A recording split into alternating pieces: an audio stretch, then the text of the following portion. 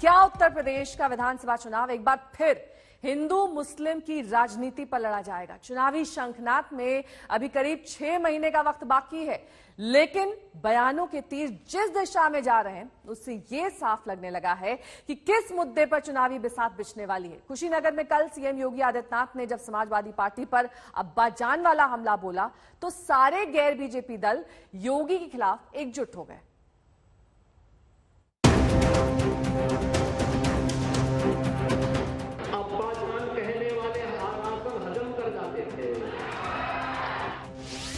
गरीबों का राशन निकलेगा तो राशन तो नहीं निकल पाएगा, लेकिन जेल जरूर चला जाएगा। झगड़े लगाकर वोट लेना चाहते हैं, इस प्रकार से वोट नहीं मिलेगा। जनता उनको इस बार बाहर का दरवाजा दिखाएगी। आप कुछ भी कर लीजिए, चुनाव को हम सांप्रदायिक नहीं होने देंगे। उत्तर प्रदेश में चुनावी शंखनाद तो अभी नहीं हुआ, लेकिन सियासी तेवर अभी से ही गरमाने लगे हैं। यूपी में चुनाव प्रचार का एजेंडा सेट होने लगा है। मुख्यमंत्री योगी आदित्यनाथ कुशीनगर में 120 करोड़ रुपए की विकास योजनाओं की सौगात देने पहुंचे थे, लेकिन जनता को सौगात देने के साथ अपने भाषण में जो कुछ कहा उससे सूबे की सियासत गरमा गई है। अब्बाजान कहने वाले राशन हजम कर जाते थे।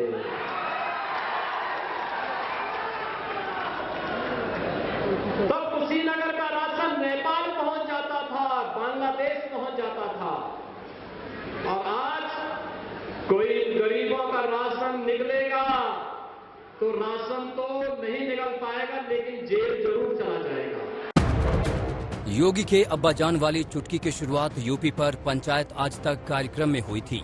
उन्होंने समाजवादी पार्टी नेता अखिलेश यादव पर निशाना साधने के लिए इस शब्द का इस्तेमाल किया था। अखिलेश यादव जी मंच पर थे, उन्होंने कहा कि कुछ चीजों का क्रेडिट ये सिर्फ सरकार लेती है, शिलान्यास हमने किए, काम हमने किए, उद्घाटन करने योगी जी पहुंच गए। देखिए, वो सच बोल रहे हैं कि हमने कहा था कि रामलला हम आएंगे, मंदिर वहीं बनाएंगे, ये हम ही ने कहा था। और हमने कितना सच किया है। आज जब अयोध्या में राम जन्मभूमि के भव्य मंदिर निर्माण का कार्य शुभारंभ हो चुका है, उनके अब्बाजान तो कहते थे कि हम परिंदा भी पर नहीं मारने देंगे। योगी के बारे में कहा जाता है कि वो यूं ही कुछ नहीं बोलते। हर भाषण के पीछे सोची समझी रणनीति होती है। कुशीनगर की सभा में अब्बाजान से लेकर राम भक्त और 3 तलाक कानून से लेकर तालिबान तक का जिक्र कर उन्होंने साफ संकेत दे दिया कि आने वाले दिनों में विपक्ष को किस पिच पर खेलना होगा। क्या राम भक्तों पर गोली चलाने वाले राम मंदिर बनाते? क्या गोली चलाने वाले और दंगा कराने वाले कश्मीर से धारा 370 को हटाते? तालिबान का समर्थन करने वाले क्या 3 तलाक को रोकते? तो भाइयों बहनों, फिर इस जातिवादी और वंशवादी मानसिकता को प्रदेश की जनता कतई बर्दाश्त न करे। योगी का ये हमला विपक्ष को अखड़ गया। पलटवार हुआ, आरोप लगाया मजहबी फूट पैदा करने का। जो भाषा बोलकर लोगों के अंदर ये विभेद पैदा करना, ये उचित बात नहीं है। असली बात है विकास की। विकास में ये सरकार फेल हो गई है योगी जी की। कोरोना में लाशें नदियों में बहती रही हैं, और इसके साथ साथ हमने ये भी देखा है कि चौतरफा विफलता के बाद वो छोटे मोटे इस प्रकार के झगड़े लगाकर वोट लेना चाहते हैं, इस प्रकार से वोट नहीं मिलेगा। जनता उनको इस बार बाहर का दरवाजा दिखाए। योगी जी, आप कितना भी अब्बा जान, अम्मी जान, बीबी जान, चाचा जान कर लीजिए, चुनाव असलियत के मुद्दों पर होगा। आप कुछ भी कर लीजिए, चुनाव को हम सांप्रदायिक नहीं होने देंगे। हिंदू मुसलमान पर चुनाव नहीं होगा। आपको बताना पड़ेगा कि 70 लाख रोजगार कहां है। आपको बताना पड़ेगा कि आप महिलाओं का सम्मान सुरक्षित रखने में क्यों असफल हुए हैं। विपक्ष हमलावर है, लेकिन बीजेपी योगी का बचाव कर रही है। अब्बा का सियासी डब्बा घूमता था पहले, अब जो है वो आज जो है वो समावेशी विकास की बात हो रही है, सर्वस्पर्शी सशक्तिकरण की बात हो रही है। सभी की आंखों में खुशी, जिंदगी में खुशहाली के लिए योगी सरकार काम कर रही है, केंद्र की मोदी जी की सरकार काम कर रही है। तो इसलिए जो है वो अब ये सरकार जो है अब्बा का डब्बा नहीं है। योगी के अब्बाजान वाले बयान पर घिरे घमासान में यूपी के सियासी दल ही नहीं, यूपी के बाहर की सियासी पार्टियां भी कूद पड़ी हैं। नेशनल कॉन्फ्रेंस के उमर अब्दुल्ला का ट्वीट देखिए। मैंने हमेशा कहा है कि बीजेपी के पास सांप्रदायिकता और मुसलमानों के खिलाफ नफरत को छोड़कर किसी भी चुनाव को लड़ने के लिए किसी अन्य एजेंडे का कोई इरादा नहीं होता। यहाँ एक मुख्यमंत्री दावा कर रहा है कि हिंदुओं का सारा राशन मुसलमान खा गए। इसलिए इनकी बातों पर भटकने की जरूरत नहीं है। इन्होंने जो प्रदेश का बजट लुटवा दिया, जो प्रदेश में कोई काम नहीं किया, उसका हिसाब मांगने की जरूरत है। वो हिसाब समाजवादी पार्टी मांगेगी और जनता को उसके आधार पर इन्हें सजा देने के लिए तैयार करेगी। यूपी की सियासत में ऐसे बयानों का इतिहास नया नहीं है। समाजवादी पार्टी पर वो लगातार हिंदू विरोधी और मुस्लिमों की हितैषी पार्टी बताते रहे हैं। ईद आएगी तो बिजली आएगी, होली आएगी तो बिजली गायब हो जाएगी, मुहर्रम आएगा तो बिजली रहेगी, और जब दीपावली आएगी बिजली गायब हो जाएगी। हमारी सरकार ने तो कहा सबका साथ सबका विकास। बहरहाल योगी का बयान सियासी घमासान का मुद्दा बन चुका है। इस बयान पर जितनी चर्चा होगी, विपक्ष जितना हमलावर होगा, वोटों की गोलबंदी उतनी तेज होगी। कुशीनगर से संतोष कुमार सिंह के साथ आज तक ब्यूरो।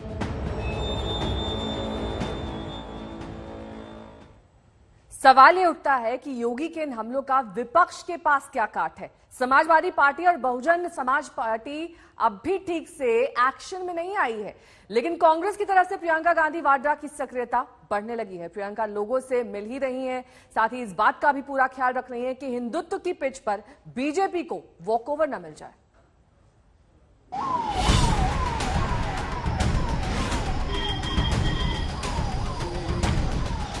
यूपी में चुनावी बिगुल बजा नहीं, लेकिन नेताओं का मंदिर मंदिर भ्रमण शुरू हो गया है। ये तस्वीर राय बरेली के चुरवा हनुमान मंदिर की है। रविवार को कांग्रेस नेता प्रियंका गांधी वाड्रा यहां बजरंगबली जी के दर्शन करने पहुंची। राय बरेली सोनिया गांधी का संसदीय क्षेत्र है। ये हनुमान मंदिर 70 साल पुराना है। मंदिर के पुजारी ने प्रियंका को चंदन का टीका लगाया और कांग्रेस सरकार बनने का आशीर्वाद दिया। मंदिर में प्रियंका की यह तस्वीर इशारा है कि धर्म 2022 के विधानसभा चुनाव के एजेंडे में केंद्र में रहने वाला है। प्रियंका गांधी वाड्रा यहाँ से निकलती हुई हनुमान मंदिर दर्शन करने आई थी और अजय कुमार लल्लू भी यहाँ मौजूद हैं और अब यहाँ से प्रियंका गांधी वाड्रा रवाना हो रही हैं। इससे पहले जब भी मौका मिला प्रियंका मंदिरों में नजर आईं। इसके पीछे कोशिश ये है कि हिंदुत्व पर सिर्फ बीजेपी की कॉपीराइट न हो, लेकिन इस कोशिश में वो कितनी सफल होंगी वो 2022 का चुनावी नतीजा बताएगा, क्योंकि ये चुनाव कांग्रेस के लिए अस्तित्व की लड़ाई होगी। तैयारियां हो रही हैं। अब मैंने अपने संगठन, अपने कार्यकर्ताओं से मीटिंग रखी है, तो कर रहे थे। भाजपा कह रही है कांग्रेस का अस्तित्व नहीं है, वो देखा जाएगा किसका अस्तित्व है। चुनाव जीतने के लिए जरूरी है जनता का आशीर्वाद। इस बात का प्रियंका को भी पूरा ख्याल है। राय बरेली दौरे में प्रियंका तिलोई के टोडरपुर जमुरुआ गांव भी गईं। एक हफ्ते पहले यहां दीवार गिरने से 3 बच्चे की मौत हुई थी। प्रियंका ने यहां पीड़ित परिवार के आंसू पोंछे, हर संभव मदद का भरोसा दिया। प्रियंका गांधी खुद यहाँ इस छोटे से गांव में गड्ढों वाली सड़कों से गुजरते हुए यहाँ आएंगे जी। आपको उम्मीद थी? हाँ जी, नहीं जी, उम्मीद नहीं था। कभी सोचा था इस छोटे सी कुटिया, छोटे से घर में जो है? मैंने कभी नहीं सोचा था कि आएंगे मेरे यहाँ जी। खुश हैं आप? जी खुश हैं। प्रियंका इस बार फूंक फूंक कर कदम रख रही हैं, लिहाजा जब उनसे योगी के अब्बा जान वाले बयान पर सवाल पूछा गया तो वो कुछ भी बोलने से बचती रहीं। योगी जी ने आज बोला है 2017 से पहले अब्बा जान जो करते थे उनको राशन खाली मिलता था। उत्तर प्रदेश में 2022 का चुनाव कांग्रेस के लिए लिटमस टेस्ट है और सारा दारोमदार प्रियंका पर है। हमारा एक चेहरा है, हमारा चेहरा प्रियंका जी का चेहरा है, लेकिन ना प्रियंका जी ने स्वयं अधिकृत रूप से कोई घोषणा की है, ना ही हमको अधिकार है कि हम कोई घोषणा करें कि मुख्यमंत्री का चेहरा कौन होगा। हम लीडरशिप मानते हैं, नेतृत्व मानते हैं, और नेतृत्व का चेहरा लेकर हम आपके सामने हैं। वो प्रियंका जी, हमने आपको बताया कि आज जो हम जगह जगह भ्रमण कर रहे हैं तो उन्हीं के दिशा निर्देश पर कर रहे हैं। वो हमारे लिए चेहरा है और वो हमारे लिए काफ़ी है। वो चेहरा हमारे लिए काफ़ी है। उसके बाद उस चेहरे पर कोई लेबल लगाने की आवश्यकता हमें नहीं लगती। दूसरे को लगे तो जब प्रियंका जी से बात होगी तो उनसे अवश्य पूछ लें। जाहिर है कांग्रेस पर उम्मीदों का बड़ा भार है। पिछले चुनाव में वो उम्मीदों के मुताबिक प्रदर्शन नहीं कर पाई। क्या 2022 में वो कोई चमत्कार कर पाएगी? समर्थ श्रीवास्तव, राय बरेली, आज तक। वहीं यूपी के चुनाव में एक मोर्चा ओवैसी ने खोल दिया है। ओवैसी के निशाने पर है मुस्लिम वोटर। पिछले हफ्ते ओवैसी 3 दिन के दौरे पर यूपी आए थे। भाषण का तेवर ऐसा कि उनके ऊपर 2 FIR दर्ज हो गई।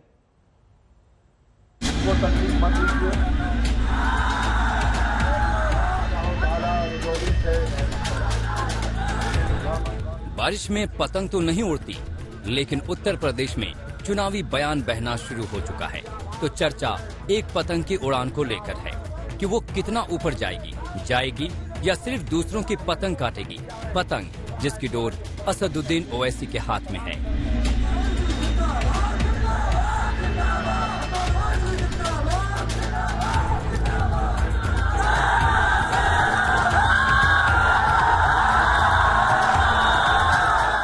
अगर उत्तर प्रदेश में अगर किसी की सियासी लीडरशिप नहीं है, किसी की सियासी आवाज नहीं है, किसी के आवाज की अहमियत नहीं है, किसी के आंसुओं की अहमियत नहीं है, अगर कोई यतीमी और लाचारी के माहौल और मायूस हो रहा है तो वो उत्तर प्रदेश का मुसलमान है। अगर किसी के साथ इंसाफ नहीं हुआ, किसी को उनका हिस्सा नहीं मिला, तो मैं ये साफ तौर पर कह रहा हूं कि उत्तर प्रदेश के मुसलमान हैं जिनको अभी तक उनका हिस्सा नहीं मिला। अगले यूपी के विधानसभा चुनाव में ओवैसी अपनी पार्टी को एक अहम प्रतिद्वंद्वी के रूप में पेश कर रही है।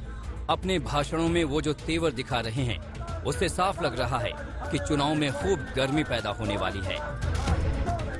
बचपन में बच्चों को सुनाया जाता था, हमने किताबों में पढ़ा कि सो जाओ बेटा वरना शेर आएगा, शेर आएगा। और हम जब बच्चे डरते थे, अम्मा अपने पलों में लपटाती कि बेटा सो जाओ, सो जाओ।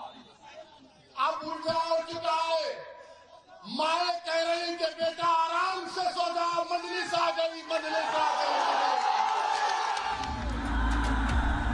इस तरह ओवैसी उस मुस्लिम वोट बैंक को भावनाओं के उस उबाल में छान लेना चाहते हैं जिसके वोटिंग पैटर्न में सबसे ऊपर अब तक समाजवादी पार्टी 50 से 60% वोट लेकर रहती है।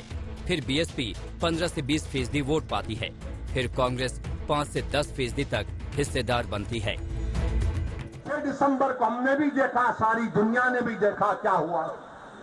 आज उसका जिक्र करने से डरते हैं सेकुलर पार्टी के लोग, जिक्र करने से डरते हैं, डरा डरा कर वोट हासिल करते हैं। अरे याद रखो, वो कौम जो नवासे रसूल को जन्नत का शहजादा मानती है, क्या वो कौम डरेगी इन लोगों से? क्या तुम डरोगे इन लोगों से? इंसान से नहीं डरना, सिर्फ रब्बे कायनात से डरने का हुक्म सिखाया गया। 2022 के विधानसभा चुनाव से पहले यूपी में सबको चुनौती देते असदुद्दीन ओवैसी पहली बार उत्तर प्रदेश के मैदान में नहीं उतर रहे हैं। 2017 के चुनाव में यूपी की 38 सीटों पर ओवैसी की पार्टी ने उम्मीदवार उतारे थे और तब एआईएमआईएम के 38 उम्मीदवार मिलकर यूपी के 14 करोड़ मतदाताओं के बीच 2 लाख वोट जुटा पाए थे। इस बार ओवैसी ने ऐलान किया है कि वो 100 से 105 सीट पर उम्मीदवार खड़ा करेंगे। इस बार उन्होंने कई छोटे दलों को भी साथ लिया है, यानी यूपी की सियासत में एक नया कोण उभरता दिख रहा है। आज तक ब्यूरो।